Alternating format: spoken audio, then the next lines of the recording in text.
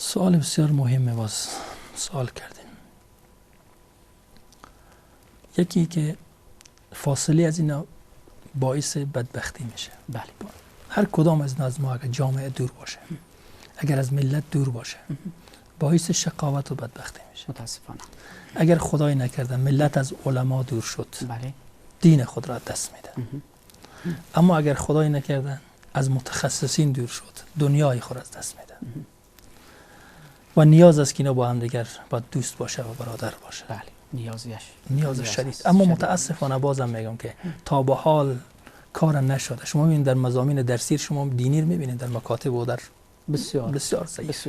مثلا درس مضمون با معذرت جناب استاد، مضمون قرآن کریم که اصول اساس است برای یک مسلمان، در آخر ساعت میگیرن، بازم کسی شاگرد اگر بیای استاد نیست، استاد اگر بیای شاگرد نیست، باز نمره هم مفت میگیره. خب چی با چی خاطر؟ قصدن میشه نه؟ قصدن شده.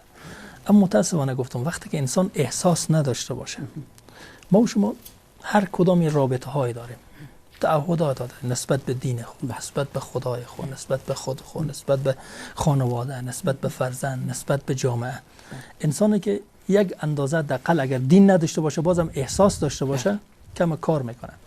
اما متاسفانه این مشکل وجود داشته و فعلا بزرگای امارت اسلامی باید کوشش کنه که فاصله باید دور بشه، فاصله باید زیاد نشه به جای که کنترل بشه باری فاصله. اما خدا نکرد اگر زیادتر شد بازم گفتم یکی از بدبختی‌ها رو